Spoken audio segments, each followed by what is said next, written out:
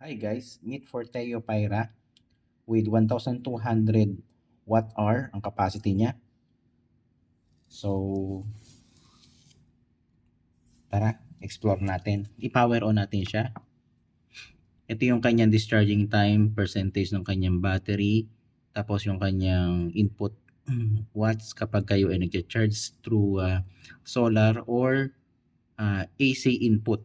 Nilagyan ko lang to guys ng palatandaan na sticker pero hindi po yan talaga nakalagay dyan. Parang for demo purposes lang po itong item na ito. So yung kanyang dalawang AC outlet o dalawang convenience outlet, to makita nyo dyan. Tapos yung kanyang AC power is 1,200 watt hour, yun yung pinaka-max niyan. Para gumana yung kanyang port dito, kailangan i-on nyo muna yung AC. So, pag naka-on na yung AC, pwede nyo nang isaksak ito. Ngayon ko lang kasi gagamitin siya. Check natin kay electric fan na Panasonic kung gagana si Panasonic na electric fan.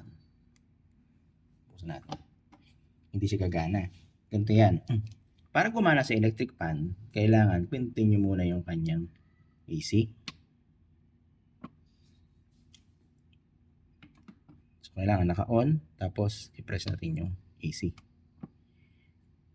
Ba't ayaw pag gumana?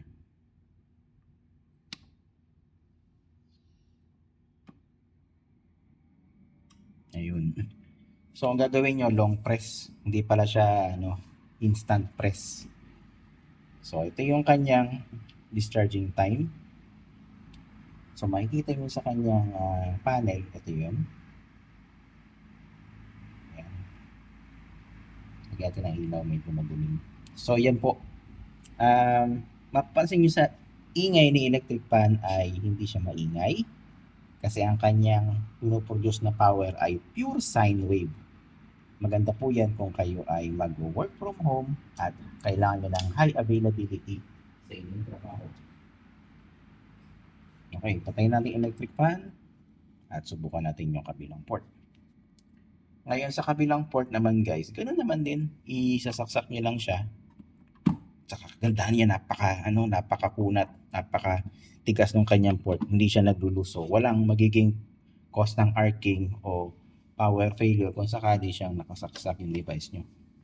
So, the way it is, gumagana pa rin yung ating electric fan na Panasonic na desk fan. So, napansin nyo, siya ay malakas. Ayan, okay.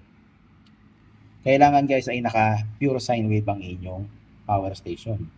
Or else, masisira agad ang yung mga motorized equipment kagaya ng electric fan, kagaya ng aircon unit. Pero ito guys, hindi siya po pwede sa aircon unit. So, patayin natin yung ating AC power outlet. So, ipipress nyo lang siya, long press, mamamatay siya ng kusa. So, panoorin nyo na lang po paano i-operate itong Forteo Pyra. Pyra is 1,200 watt hours ang kanyang capacity. So, meron siyang cigarette port para kung sakali kayo ay gagamit ng cigarette port sa inyong devices, meron siya. At ganoon din to gagana tong cigarette port kapag ipipress nyo ngayon yung inyong DC button. Para mag-activate to, ipipress nyo siya. Pag may narinig kayo, wala akong narinig. Pero, I'm not sure kung bakit wala siyang ganon. Pero, later na lang. Okay, ganon din guys kapag bubuksan nyo yung kanyang USB. So meron siyang safety mechanism para hindi nyo siya basta-basta magamit at mamaya makalimutan nyo siyang patayin or i-off. So yung USB po pwede natin siyang gamitin sa cellphone. Meron siya tinatawag na USB A to 30 watts. So, yung mga regular na mga phone na hindi pa Type-C, kadalasan ganyan po yung kanyang capacity. 30 watts din yung kanya USB A1. And yung USB-C2, 30 watts. At kailangan nyo ng high power na output, meron na po siya na 100 watts na quick or fast charging. So, ito po yung nakalagay na 100 watts max. Kailangan pag gagamitin nyo yung port, ipipress nyo to para gumana. Once na hindi siya gumana, i-press nyo lang siya ng long press. Medyo matagal. Buksan natin yung panel, makikita nyo ngayon yung panel niyan. So, i-press nyo ng matagal at makikita nyo dito yung kanyang naka-on na features. yung USB ba o etc. o yung ba. So, i-long press natin, mamamatay yung kanyang USB at mawala yung kanyang indicator dito sa kanyang panel. Same with doon sa ating DC. So, sa DC natin, i-long press natin para mag-activate yung mga DC port dito. Hindi ko alam kung bakit hindi siya nag-activate, pero usually daw kapag ito ay ginamit mo dito, mag-activate talaga yan. Ayun, no. So nakita niyo doon, DC out, naka-activate na siya. I-DC off natin.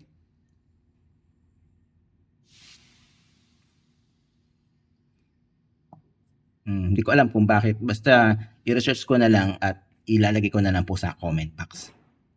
So USB, yun, activate na siya. DC, activate na siya. AC, activate natin.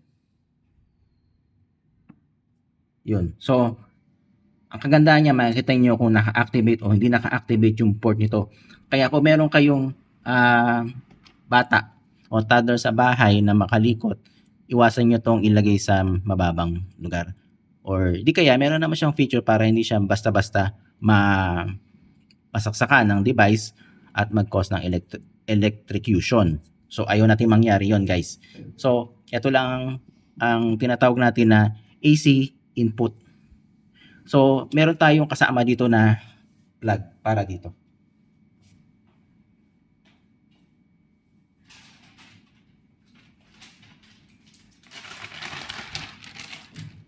So, yung kanyang plug nakalagay dito sa kanyang carrying plastic.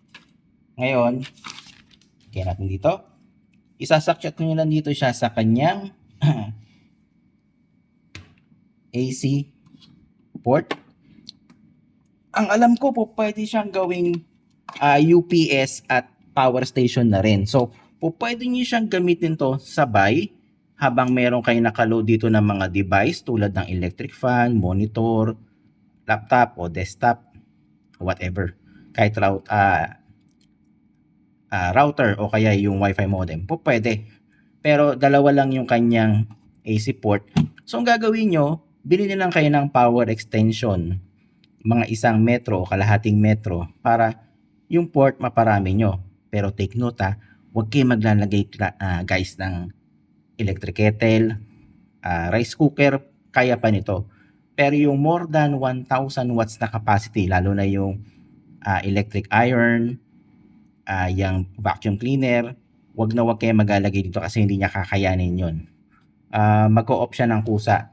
So advice ko lang sa inyo, kung ang gagamitin nyo dito ay mataas na load capacity, 1,000 watts pataas, ay wag nyong gagamitin yon. Ngayon, sa mga nagtanong, work from home setup, okay na okay ito. Kaya nitong i-deliver yung power na kailangan nyo na meron kayo isang desktop PC o kaya laptop, meron kayong monitor na isa, meron kayong mini fan, at meron kayong Wi-Fi modem o kaya Wi-Fi router. So, kaya na yon para sa inyong work from home setup. Ang kagandahan nito po, pwede nyo siyang lagyan ng solar panel kung sakaling kayo ay magtitipid sa kuryente, parang gawin nyo siyang solar setup sa bahay nyo, bumili na lang kayo ng solar panel na nagkakahalaga na, alam po, 10,000 yata ngayon yung pinaka-package na solar panel nito sa Forteo.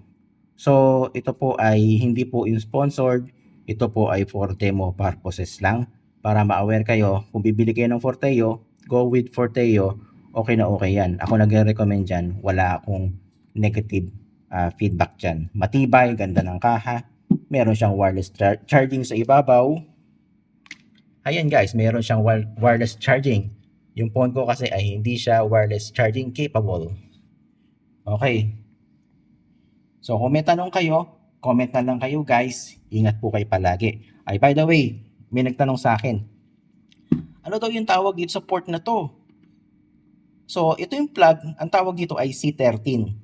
Kapag naman pinapasukan, then yung C14. Okay? At ito naman, yung plug na to ay NEMA 515P plug. Usually, medyo mababa yung kanyang current na pwedeng i-accommodate dito. Makikita niyo sa label ng kanyang description sa kanyang label doon sa kanyang kable. Nakasulat naman dyan. Pero usually, ganun po yun ang description noon. Kung meron po kayong tanong, comment nyo lang po sa comment box. Pa-subscribe na rin din po, pahit yung notification bell, at huwag nyo kakalimutang i-share yung ating video. Ingat po kayo palagi, and God bless, and salamat po kila Sir Antonio at kay Sir Mark sa Forteo, Dalandanan, Valenzuela. Okay po doon, kung meron kayong gustong orderin, punta na lang po kayo sa Forteo, Dalandanan, Valenzuela. Comment nyo lang po sa comment box at para makapag-set po tayo ng schedule of your visit kung gusto nyo makita yung pinaka-product nilang Forteo, simula Sola, tapos Oleo, ito yung Pyra, yung mas malaki dito yung Terra, at yung Lumo yung pinakamalaki, yung pinaka-pang heavy duty. Okay, yun lang po guys. Ingat po kayo palagi, and God bless. Salamat po sa panonood at pag-like sa ating video. God bless. Bye-bye.